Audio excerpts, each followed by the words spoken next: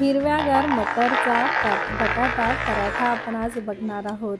तर खूप छान मस्त पौष्टिक आणि हेल्दी अशी रेसिपी आहे. हिवाळ्यात मटार भरपूर प्रमाणात बाजारात आता येतात. तर त्याच मटारचा आपण उपयोग करून घेऊया आणि छान मस्त असा मुलांच्या टिफिनसाठी म्हणा किंवा ऑफिसच्या टिफिनसाठी असा हा पराठा बनवूया. तर मटरचा पराठा हा चविष्ट आणि पौष्टिक नाश्ता आहे. उकडलेले बटाटे आणि हिरवे मटर एकत्र करून पराठ्याचे सारण तयार केले जाते. हा पराठा लहानांपासून मोठ्यांपर्यंत सगळ्यांनाच खूप आवडतो. मटर बटाटा पराठा गरमागरम तव्यावर भाजला जातो.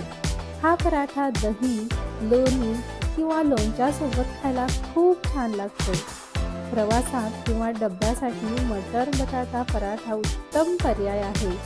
घरच्या घरी बनवलेला मटर पराठा आरोग्यासाठी चांगला असतो. हिवाळ्यात हिरवे मटार मिळाल्यावर हा पराठा खास करून बनवला जातो. तर नक्की बनवून बघा. असा हा पौष्टिक पदार्थ आपण करून बघूया. आवडल्यास लाईक करा, शेअर करा आणि कमेंट करा. तर हा पराठा बनवण्यासाठी आपण सारणासाठी 4 मध्यम बटाटे उकडून कुस्करून घेतलेले आहे.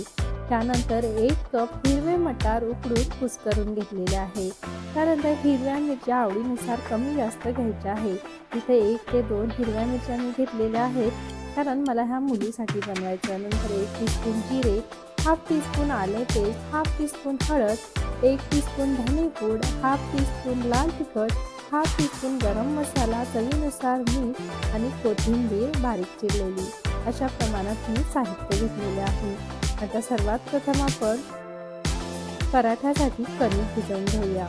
तर त्यासाठी मी गव्हाच्या पिठामध्ये चवीपुरतं मीठ, पाव टीस्पून हळद, पाव टीस्पून ओवा, बारीक कट केलेली कोथिंबीर आणि तेल मिसळलेलं आहे. त्यानंतर गव्हाचं पीठ घेऊन त्यामध्ये असं चाळून घेऊन पाणी टाकून याचा गोळा मळून घ्यायचा आहे आणि झाकण ठेवून 15 ते 20 मिनटं तसाच राहू द्यायचा आहे.